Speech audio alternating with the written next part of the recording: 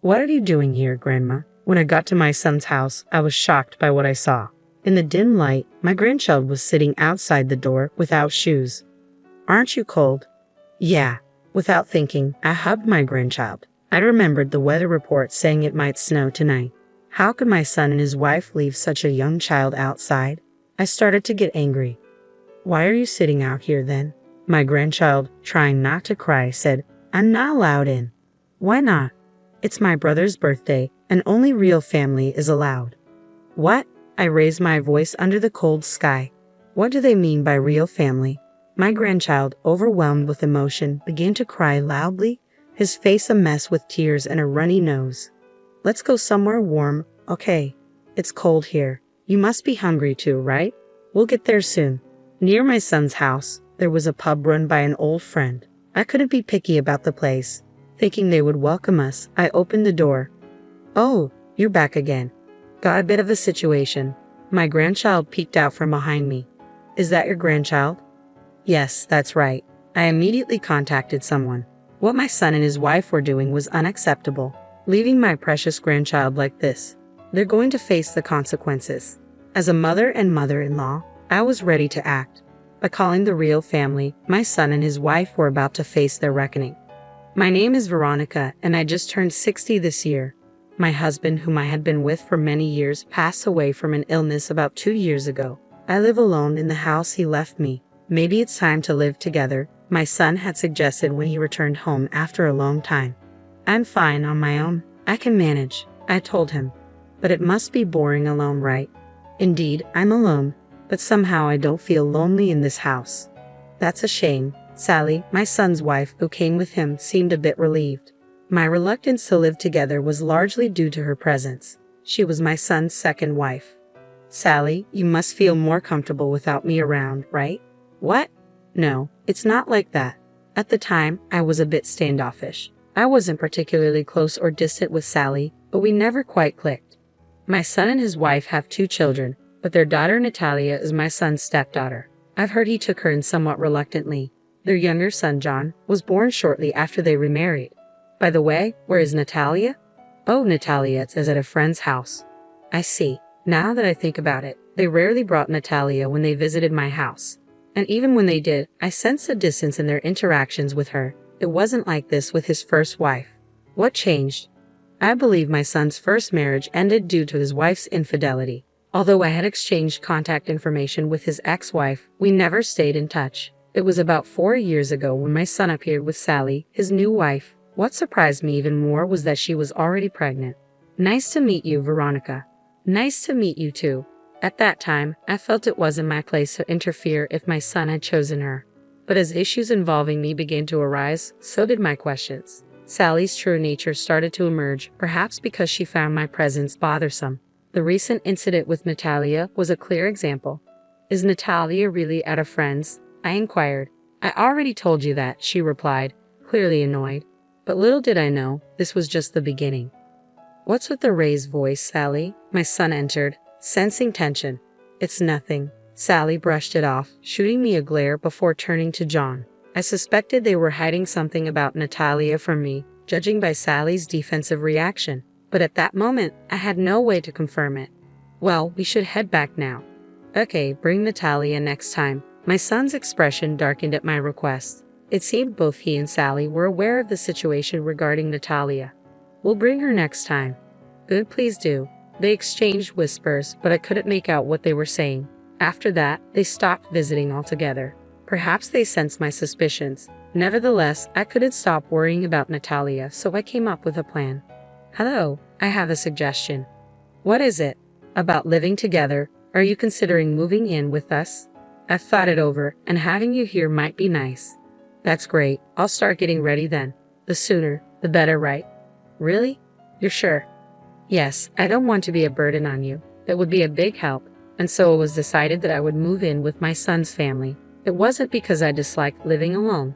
My main reason was to reconnect with Natalia, whom I hadn't seen in a long time, and make sure she was okay. I had considered visiting, but the distance made frequent trips impractical, as it was nearly 2 hours by train. I hoped this move would resolve things, but there was a lingering unease. Still, I couldn't just sit back and do nothing. I immediately began preparing to move to my son's house, packing up my belongings and arranging for movers. 2 weeks later, I settled into living with them. Let's get along well from now on. From today, think of this place as your own home and relax. Thank you, I appreciate it. After the greetings, I went to see Natalia. I was speechless when I saw her. She should be 9 years old now, but she looked so thin. Natalia, do you remember me? Grandma? Yes, that's right. Grandma will live here with you from today. Really? Yay! Her smile, though fragile, was filled with effort. Alongside relief, I felt a deep sadness at how much she had deteriorated. It was clear that Natalia held the lowest position in the house, but I couldn't afford to make a scene that might worsen her situation. So I took her out under the guise of helping me. I'm going to do some shopping, okay? Oh, are you taking Natalia too? Yes, she's going to help me out a bit. All right, Sally appeared displeased, likely wanting to keep Natalia away from me. Whenever we went out, I made sure to treat Natalia to her favorite foods and take her to different places. Thanks to that, she seemed to regain some color and energy compared to when we first started living together. Natalia, what do you usually do at home? Well, I read books in my room or draw. Don't you play with your mom and dad? It was difficult to ask, but I was driven by a desire to help her. Dad and Mom always play with John. When I want to join, they tell me to go to my room. That's sad. From now on, Grandma will play with you a lot, okay? Yeah, it seemed more like neglect or even abuse rather than just poor parenting. Natalia had gained some weight since I arrived, but it was clear she hadn't been properly cared for before. I was determined to protect her no matter what. Then one day, after being out all morning due to a commitment with a friend, I returned home in the evening. What's happening? As I entered the house, I heard Sally's angry voice. What are you doing? Do it like I told you earlier. I'm sorry. It appeared Sally was scolding Natalia, and the situation seemed tense. Sally, what's going on? She's frightened. Natalia was crouched down, holding her head. This kind of incident must have happened many times when I wasn't around, or else Natalia wouldn't react like this. I positioned myself between Sally and Natalia. Don't interfere. This is part of teaching her. What happened just now? She didn't follow my instructions. Sally seemed upset. When I calmed her down and listened, it turned out she had asked Natalia to do the laundry, but Natalia accidentally used fabric softener instead of detergent. Everyone makes mistakes, right? Especially since Natalia is only 8. That's not an excuse, Sally snapped. Calm down, I insisted, but Sally snapped at me. If you're going to complain, then do it yourself. What? You're the one who started complaining. She left Natalia and me there and walked away. The atmosphere in the house was becoming unbearable. Grandma, it's okay. Don't worry, let's do it together. With a mix of anger and determination, I knew I couldn't let this continue. Later, I brought up the incident with my son. Don't you think this is too much? Well, Natalia is already 8 years old, so we thought it's time she learns to do various things, my son said, seeming uneasy. It's good to teach her, but what happened last time was excessive. That's too much, even for teaching. Well, you know, it's your child. Aren't you supposed to take proper care of her? My son, perhaps injured by my words, responded with something shocking. I didn't even want to take her in the first place. What? Then why did you? I thought maybe she'd be useful, but she's turning out just like her mother. He continued to criticize his ex-wife, sounding more like he was trying to justify himself rather than expressing genuine anger. I was stunned by his words. Anyway, please pay more attention to Natalia. She's lonely too. I know, he said, but despite his words, my son and his wife continued to make Natalia do chores like cleaning, laundry, and even going shopping alone. Meanwhile, I quietly supported her without their knowledge. Despite being treated unfairly, Natalia never complained and worked diligently.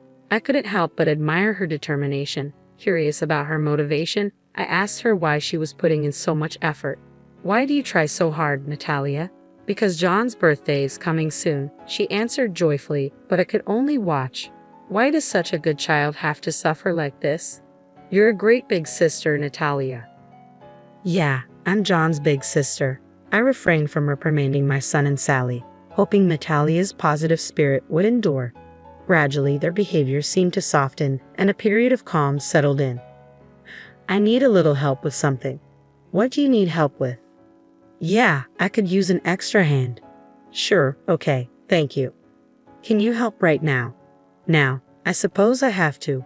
Let me get ready and head out. One of my friends had opened a pub about 6 months ago. Today, their usual part-time worker was unavailable, so they asked for my assistance. Fortunately, the pub wasn't too far from my son's house. I'll be out for a while. Okay. By the way, we're celebrating John's birthday today. What? But his birthday is the day after tomorrow. We changed our minds. They had decided this while I was away, probably hoping to exclude me. I thought things had improved between us recently, but I was mistaken. Are you leaving now? Yes, I am. Don't worry, we'll enjoy the birthday together as a family. I left the house, but Sally's displeased expression lingered in my mind. At the friend's pub, I helped with various tasks. Before I knew it, it was already past 9:00 p.m. Is it this late already? Thank you so much. Your help was really appreciated. It's fine. Working like this once in a while is good. We're always waiting for you. See you later. With those words echoing in my mind, I walked down the dark street, dreading the birthday celebration at home. As I finally reached the house, I was shocked by what I saw. Confusion set in, but I quickly focused on Natalia.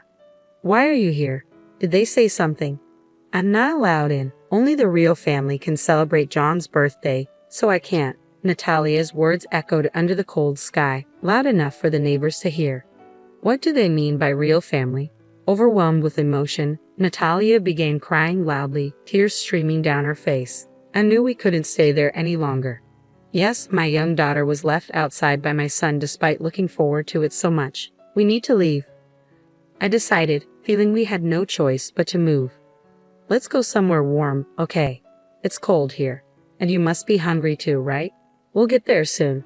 I retraced our steps and headed towards the pub run by my friend. I couldn't be choosy about the place. I knew my friend would welcome us. As I opened the door, "Oh, you're back again. There's a situation." Natalia peeked out from behind me. "I understand. Let's sit down and talk. But first, let me make a quick phone call." I took out my smartphone and immediately dialed someone. I wouldn't let my son and his wife get away with leaving my precious granddaughter out in the cold. "What happened?" my friend asked, concerned. "It's about Natalia's parents." I began, explaining today's events and the ongoing situation with gestures and expressions. "What? Your son did this? Why didn't you do something?" My friend was incredulous. "They wouldn't listen to anything I said," I replied, feeling frustrated. "That's unbelievable. Could it be that Sally doesn't like Natalia because she's your son's child from his previous marriage? But Sally knew about Natalia before they remarried. Could she have married just to mistreat her? I hope not." My friend's suggestion was deeply troubling. If true, it meant my son might also be involved. Regardless of the reason, they needed to be held accountable. Just then, Natalia's stomach growled loudly. "Right, you must be hungry. Can you prepare something for her to eat? How about an omelette?" Natalia's face lit up like a blooming flower. "I'll go make it. Wait here," I said. Natalia nodded eagerly, and I gently stroked her head. The omelette was ready in about 5 minutes, and Natalia ate heartily. About 30 minutes later, the door opened, revealing a familiar face. "It's been a while, Olivia. Long time no see." The person I had called was Olivia, my son's ex-wife. "Natalia, do you remember me? You're my mom, right?" "Yes, that's right, sweetie." Natalia immediately hugged her. Seeing them together brought tears to my eyes, but I held them back. "What's going on?" Olivia asked. "Sorry for the sudden call. There's a serious situation." "What happened?" I explained Natalia's situation to Olivia. "If only I had been more responsible, this wouldn't have happened." "Don't blame yourself. It's not your fault," Olivia reassured me. "I have something to say too." Olivia began to explain how her divorce unfolded and why Natalia ended up with my son. As she spoke, it was difficult to comprehend the events that had transpired. "Is that true?" "It may be hard to believe, but it's all true." Unbelievable. The truth emerged that Olivia had been wrongly accused by my son and Sally. Despite hearing about Olivia's alleged infidelity leading to the divorce, it was actually my son who had been unfaithful with Sally. Olivia's account seemed genuine. Natalia's reaction upon seeing her real mother further affirmed it. Moreover, the lawyer my ex-husband hired was in on it. No matter what I said, they wouldn't believe me. I never forgot about Natalia, not even once. I placed my hand on Olivia's shoulder. Don't worry, I'm on your side, no matter what. Thank you, but what do we do now? We pondered how to resolve the current situation. At that moment, several customers were present at my friend's pub. A man stood up and approached us. Excuse me, I couldn't help but overhear. Maybe you can help. And you are. He handed me his business card, which read attorney. I glanced between the card and the man. Are you sure? Yes, if that lawyer is genuine, I can forgive them.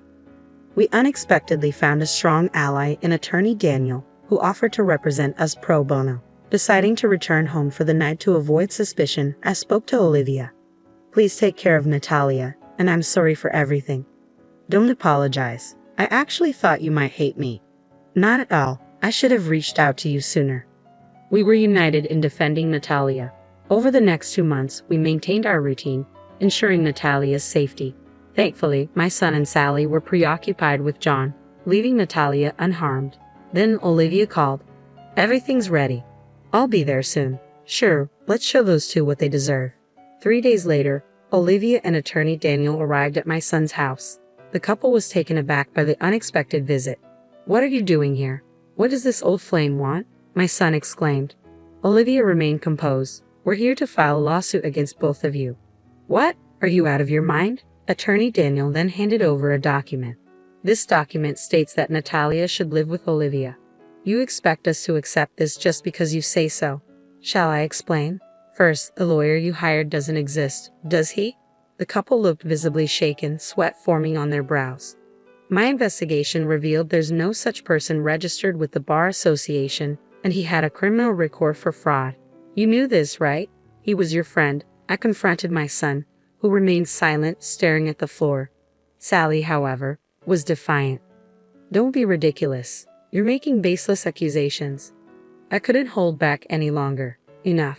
Weren't you involved with Olivia even before your divorce? That's not true. But the timing of your child's birth suggests you were still married. Sally was left speechless.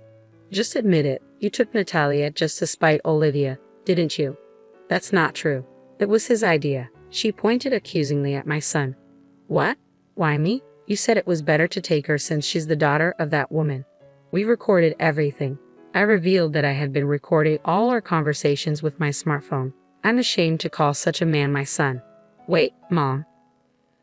I don't want to hear Mom from you. Both of you will face consequences, possibly even jail time. But what about John? You're right. Don't worry. If necessary, I'll take good care of him. With that, they fell silent. Olivia and I left them in their despair and walked out of the house. A week later, we were settled in my old home. We couldn't leave Natalia with them, but they continued their resistance until the end.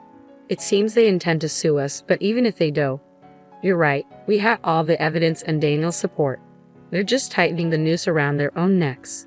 It turned out they had indeed hired a real lawyer, but it proved futile. The trial ended decisively in our favor. They lost and were saddled with hefty alimony payments and other charges. A week after the trial, my son reached out to me. I'm sorry for everything. Please help me. You're mistaken if you think you should apologize to me. You're the only one I can turn to, Mom. His voice sounded weak. Unfortunately, I no longer have a son. Don't contact me again. With that, I hung up. Following the incident, my son and Sally's relationship deteriorated, leading to their divorce.